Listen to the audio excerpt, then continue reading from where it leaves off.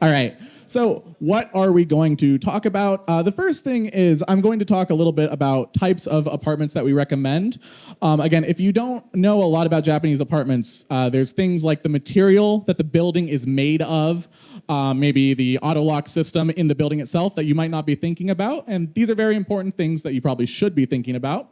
We'll also talk about types of apartments that we maybe don't recommend, along with when you're renting an apartment in Japan, what are things that you should be careful of, especially here compared to maybe back home.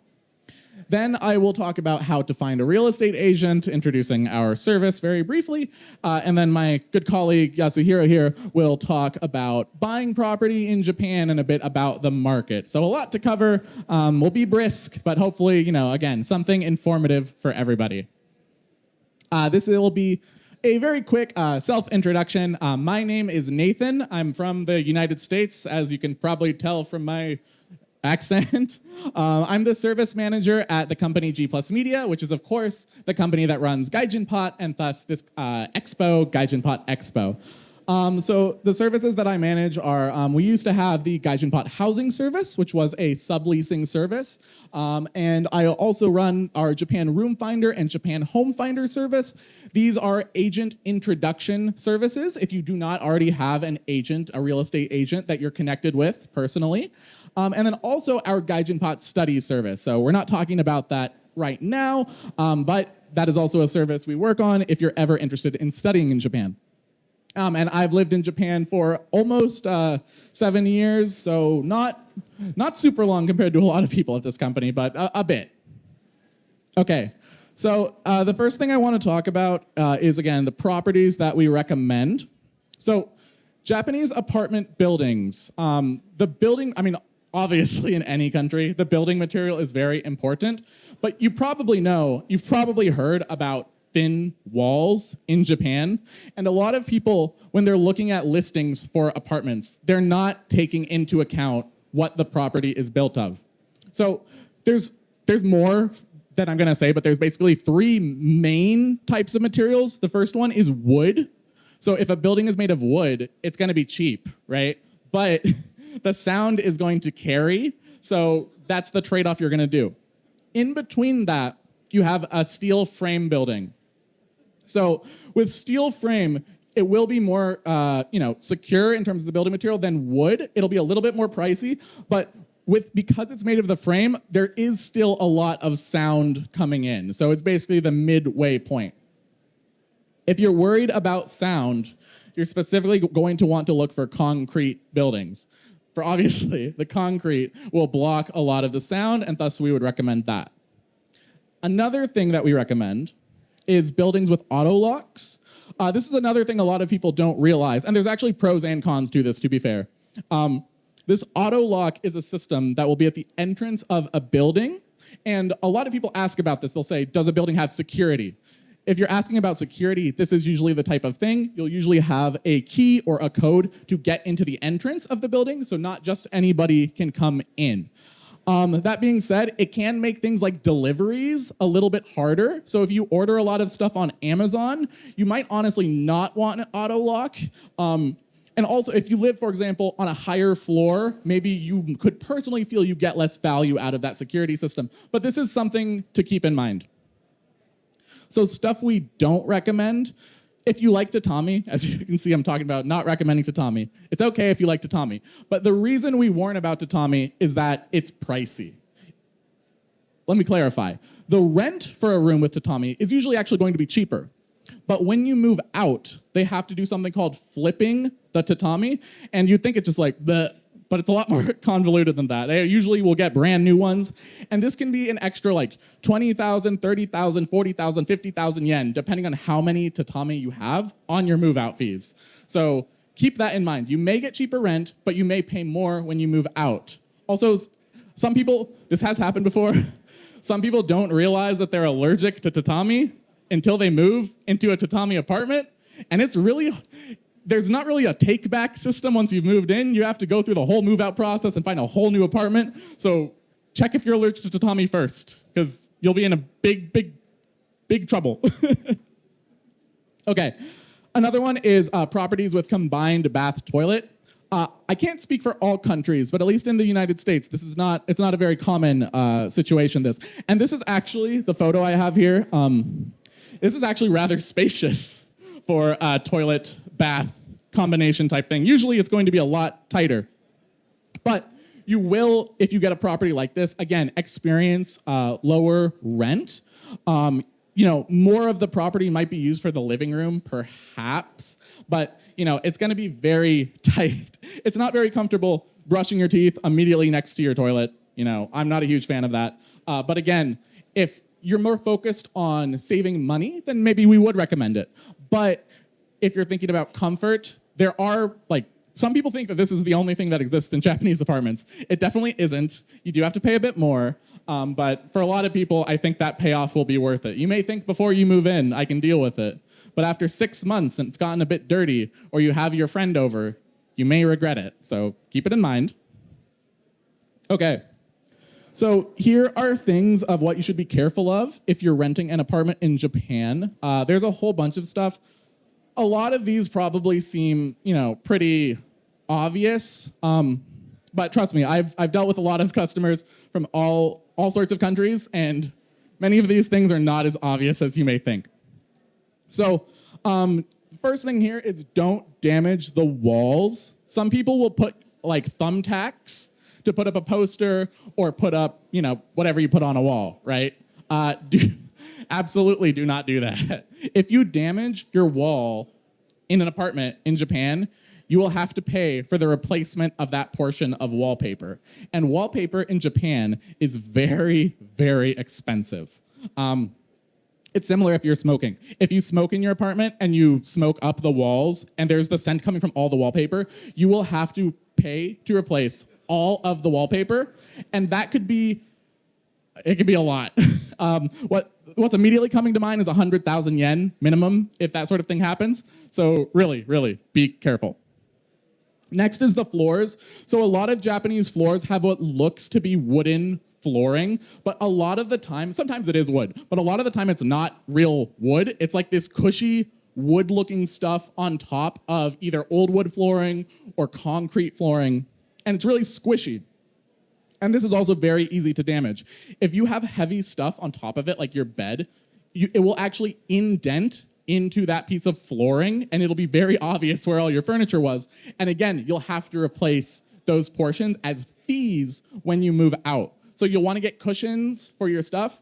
I ruined my current apartment with all sorts of stuff, and I am very afraid for when I move out. So don't be like me. Next one is airflow. If you have a bigger apartment, there's no insulation in most Japanese properties, so it's really hard to heat. If you have one heater in a 3-bedroom apartment, that room with the heater is going to be really warm.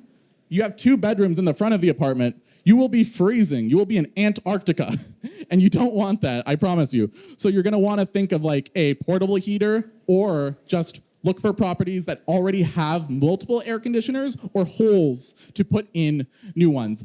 Again, a lot of this is personal experience. My current property, my apartment has 2 rooms that do not have AC slots, and in the summer, it's basically hell, and in the winter, it's just, I'm gonna die of cold exposure, so don't recommend.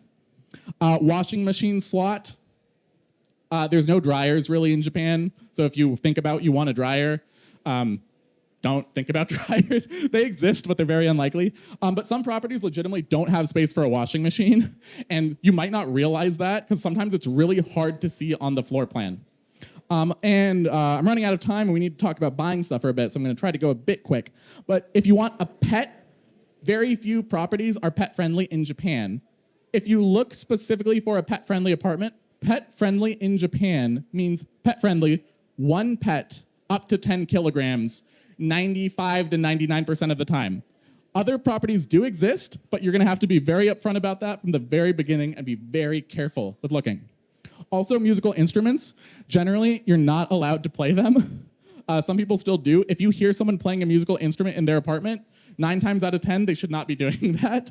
But obviously, if you use headphones with electric, that's okay. Okay, so how do you find a real estate agent? Well, we can help with that. So we have our Japan RoomFinder service. What this does is we connect English speakers with English-speaking real estate agents who are experienced working with foreigners. So if you don't know a real estate agent, you don't know where to start, this is where to start. So you can search online for Japan RoomFinder. We'll have a QR code at the end. And near the entrance all the way over there, we have a Japan RoomFinder booth where we can give you a flyer with a QR code. And we're also giving out chocolate. So if you want chocolate, go over there. At the moment, we're still only in the Tokyo, Kanagawa, Osaka, and Kyoto areas, but we are expanding. And please send us an inquiry if you're interested in renting in a property, or if you just have questions, you're still early on in the process. We're happy to help you out, answer your questions. We can also answer questions over at the booth if you'd like. So now, with rental stuff out of the way, what if you want to buy a property? So my colleague here will talk a bit about that.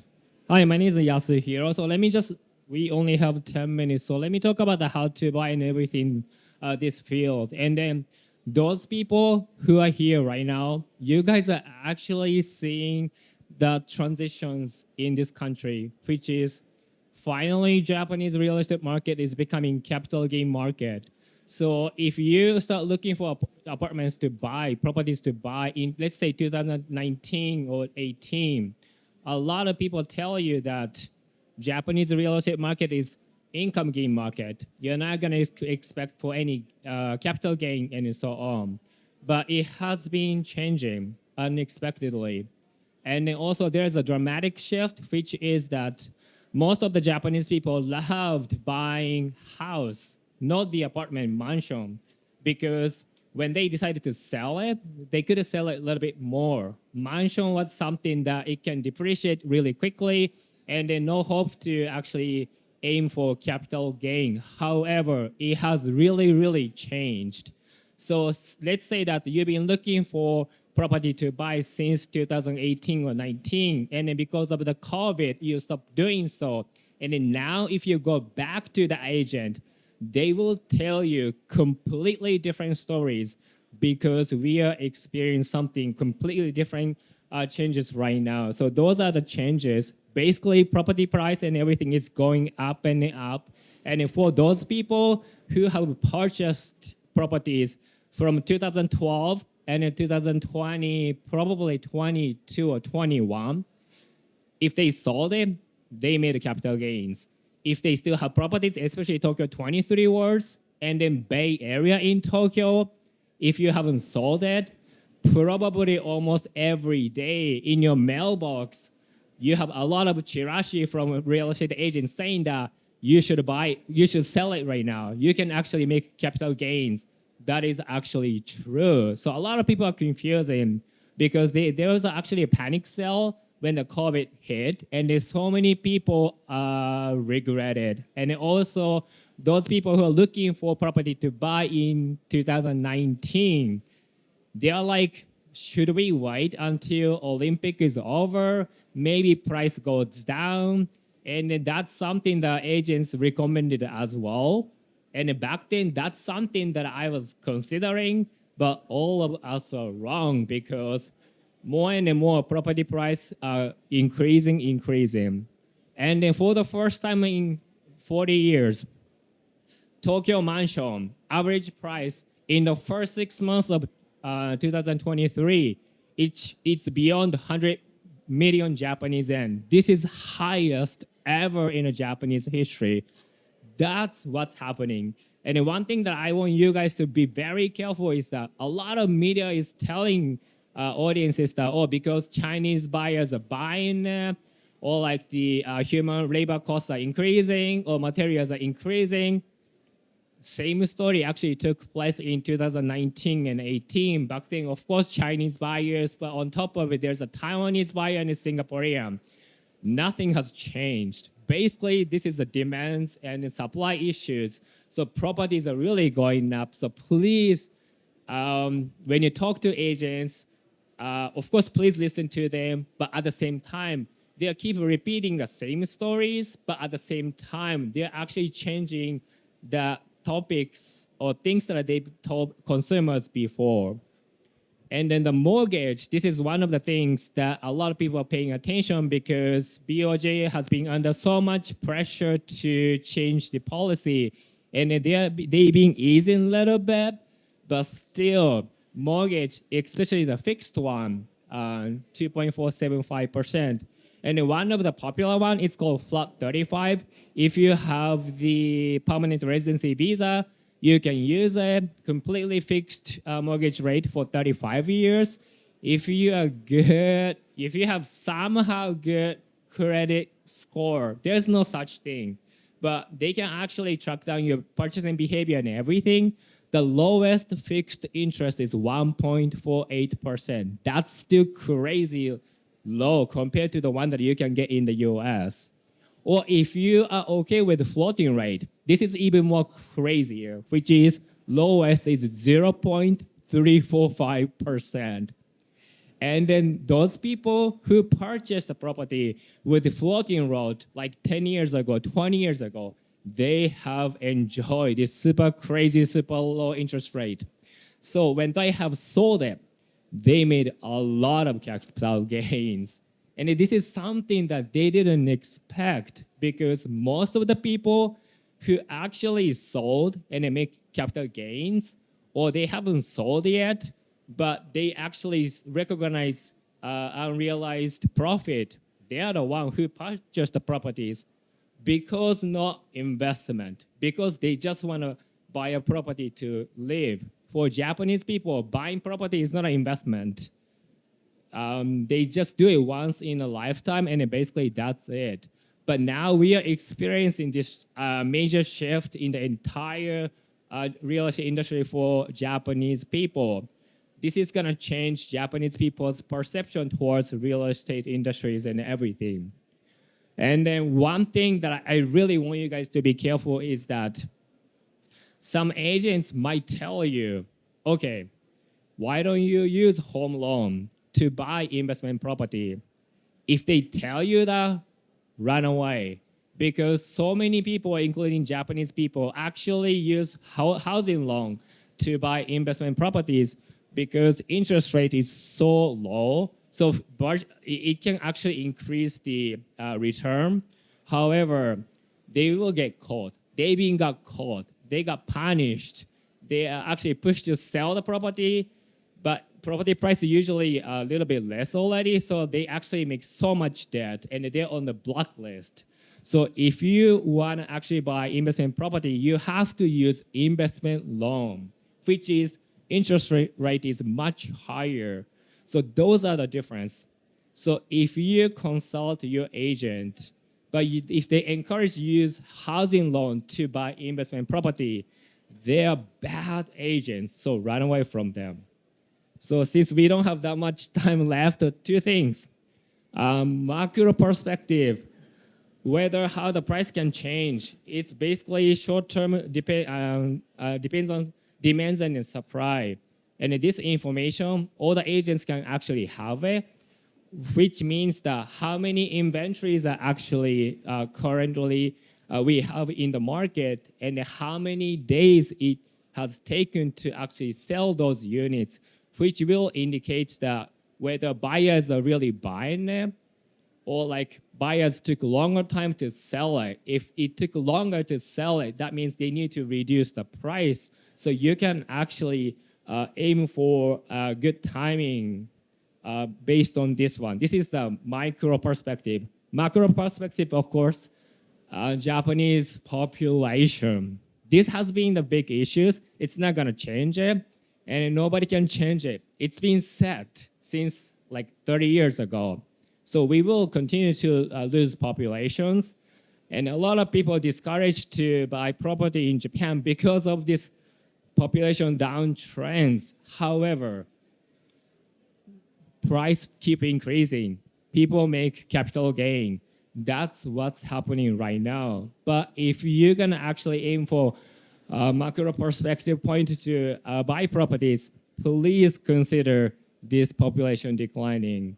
And then one thing that I don't want you guys to get confused or like kind of tricked is that even Tokyo, which enjoys the population growth, if you actually take a look into more detailed informations, number of the Japanese people who live in Tokyo is being less and less. The whole prefecture is enjoying population growth. It's because non-Japanese people moving to Tokyo. So as a whole, Tokyo prefectures, they have more populations. But in terms of the Japanese populations, we are losing it. So thank you for listening, and should I pass it on? If you're interested in renting an apartment or buying a home, please check out the QR codes. And we have a booth right near the entrance and exit. And again, we're giving away chocolate, so we hope to see you there. Thank you so much for listening.